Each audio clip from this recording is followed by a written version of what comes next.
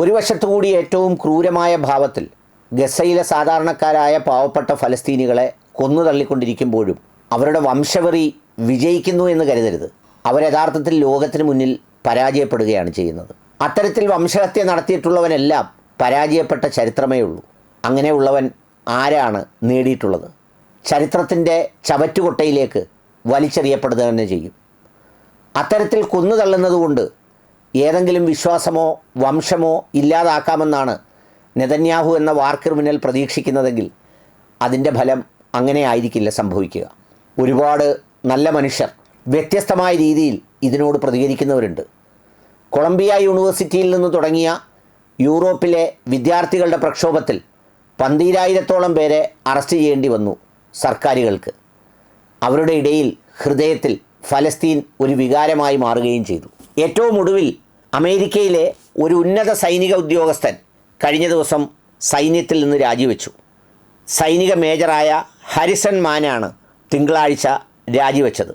Gaza വംശഹത്യയിൽ പ്രതിഷേധിച്ചും America അതിന് നൽകുന്ന പിന്തുണയിൽ പ്രതിഷേധിച്ചുമാണ് ജനോസൈഡിൻ്റെ സൈന്യത്തിൽ തന്നെ പെട്ട ഉന്നത റാങ്കിലുള്ള ഒരു ഉദ്യോഗസ്ഥൻ രാജിവെച്ചത്.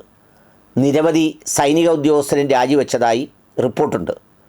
ഹാരിസൺ മാൻ ഡിഫൻസ് ഇൻ്റലിജൻസ് ഏജൻസിയിലെ തൻ്റെ സഹപ്രവർത്തകരോട് താൻ രാജിവെക്കുന്ന വിവരം അറിയിച്ചുവെന്നും അവരിൽ നിന്ന് താൻ പ്രതീക്ഷിക്കാത്ത പിന്തുണയാണ് ലഭിച്ചതെന്നും അദ്ദേഹം പറഞ്ഞു.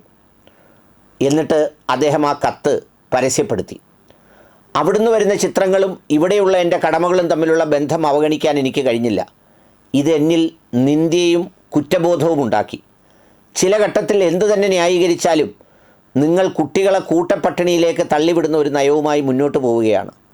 യൂറോപ്യൻ ജൂതന്മാരുടെ പിൻഗാമി എന്ന നിലയിൽ വംശീയ ഉന്മൂലനത്തിൻ്റെ ഉത്തരവാദിത്വം ഏറ്റെടുക്കുന്ന വിഷയത്തിൽ ക്ഷമ പാലിക്കാത്ത ധാർമ്മിക അന്തരീക്ഷത്തിൽ ഞാൻ വളർന്നു വന്നതെന്ന് വ്യക്തമാക്കാൻ ഞാൻ ആഗ്രഹിക്കുന്നു എന്ന് പറഞ്ഞുകൊണ്ടാണ് അദ്ദേഹം രാജി സമർപ്പിച്ചത്. അതെ, താൽക്കാലികമായി കൊല്ലപ്പെട്ടവരുടെ കണക്ക് വെച്ച് അല്ലെങ്കിൽ എല്ലാവരും ചേർന്ന് പട്ടിണിക്കിട്ട് കൊലപ്പെടുത്തി എന്നുള്ളതുകൊണ്ട് വിജയിക്കുകയാണ് സയനിസ്റ്റ് ഭീകര ഇസ്രയേൽ എന്ന് വിചാരിക്കരുത്. അവർ യഥാർത്ഥത്തിൽ ഒരു മനുഷ്യ സമൂഹം എന്നുള്ള നിലയിൽ പരാജയപ്പെടുകയാണ്, ശിഥിലപ്പെടുകയാണ്.